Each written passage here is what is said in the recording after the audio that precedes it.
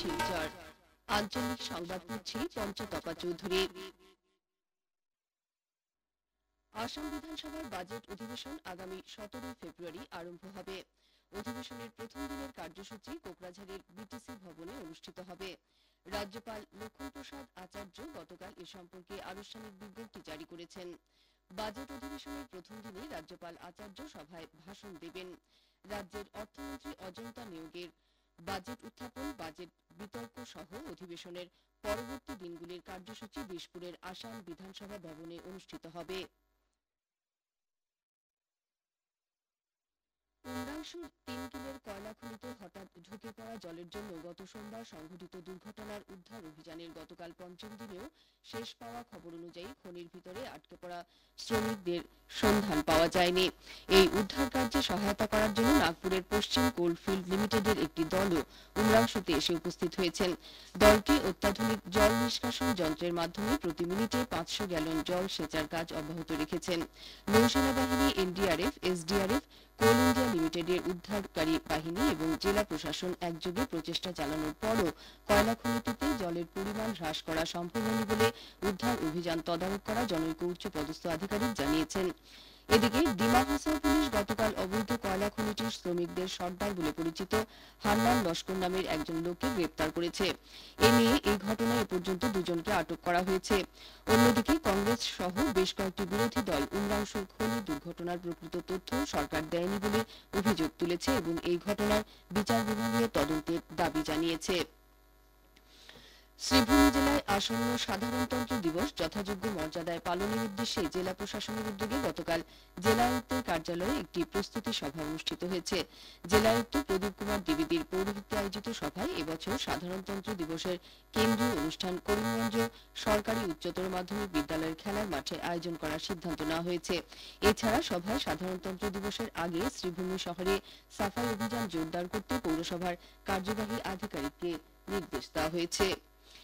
পঞ্চায়েত ও গ্রামোন্নয়ন বিভাগের অধীনে আসাম রাজ্য গ্রামীণ জীবিকা মিশন জেলা মিশন ব্যবস্থাপনা ইউনিটের দ্বারা শিলচর ইটখলা বাজারের কাছে কমিউনিটি পরিচালিত অসমী ভোগালী মেলার গতকাল উদ্বোধন করা হয়েছে।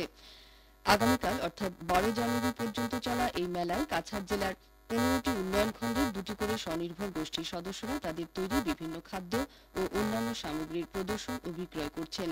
কাছাড় জেলা পরিষদের প্রধান নির্বাহী আধিকারিক প্রণব কুমার বরা একথা জানিয়েছেন। বরাক উপত্যকার বিশিষ্ট লেখক, গবেষক, সাংবাদিক, আইনজীবী ইমাদউদ্দিন বুলবুলের মৃত্যুতে নাগরিক অধিকার রক্ষা কমিটি আসাম শোক প্রকাশ করেছে। কমিটির পক্ষ থেকে মুখ্য উপদেষ্টা আইনজীবী হাফিজ রশিদ আহমেদ চৌধুরী, সভাপতি নৃপেন্দ্র চন্দ্র সাহা, সচিব সাধন পুরকায়স্থ শোক ব্যক্ত করে তার মৃত্যু অপূরণীয় ক্ষতি বলে উল্লেখ করেন এবং শোকসন্তপ্ত পরিবারের প্রতি সমবেদনা জ্ঞাপন করেন।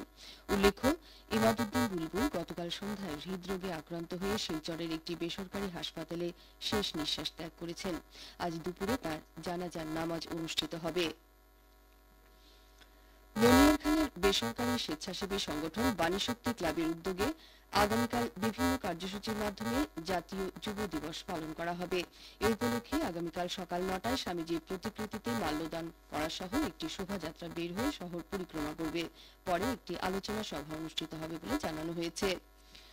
হাইলাকান্দি জেলায় নিয়মিত টিকাকরণ থেকে বাদ পড়া শিশুদের জন্য আগামী 17 জানুয়ারি থেকে জেলা স্বাস্থ্য বিভাগের উদ্যোগে বিশেষ টিকাকরণ অভিযান শুরু করা হবে। জেলা স্বাস্থ্য বিভাগের পক্ষ থেকে 5 বছর বয়স পর্যন্ত শিশুদের এই টিকাকরণের উদ্দেশ্যে পোর্টাল ইউইনে রেজিস্ট্রেশন করতে স্বাস্থ্য বিভাগ থেকে আবেদন জানানো হয়েছে। উল্লেখ্য, এই অভিযান আগামী 25 জানুয়ারি পর্যন্ত চলবে। হাইলাকান্দি জেলা প্রশাসনের উদ্যোগে জেলায় বিপর্যয় মোকাবিলায় প্রশাসনিক প্রস্তুতি খতিয়ে দেখতে আগামী 17 ও 18 জানুয়ারি দুদিনের মক ড্রিল ও কর্মশালা অনুষ্ঠিত হবে। হাইলাকান্দি শহরের টাউন হলে আগামী 17 জানুয়ারি প্রশাসনের আধিকারিকদের নিয়ে এ সংক্রান্ত একটি কর্মশালা অনুষ্ঠিত হবে। আগামী 18 জানুয়ারি আলগাপুরের Abdul Latif college, Moinul Haque Chowdhury science college এবং বোয়ালিপাড়ের শশীভূষণ ইনস্টিটিউট অফ এডুকেশনের প্রাঙ্গণ স্থলে মক ড্রিল অনুষ্ঠিত হবে। উল্লেখ্য, মক ড্রিলে ভূমিকম্প ও অগ্নিকাণ্ডের মহড়া অনুষ্ঠিত হবে। আকাশবাণী শিলচর কেন্দ্রের আঞ্চলিক সংবাদ শোনা যাচ্ছে। এছাড়া আমাদের Facebook page all India radio news শিলচরের মাধ্যমে এই সংবাদ শোনা যাবে। আঞ্চলিক সংবাদ শেষ হল, পরবর্তী সংবাদ আজ রাত 7:45 মিনিটে।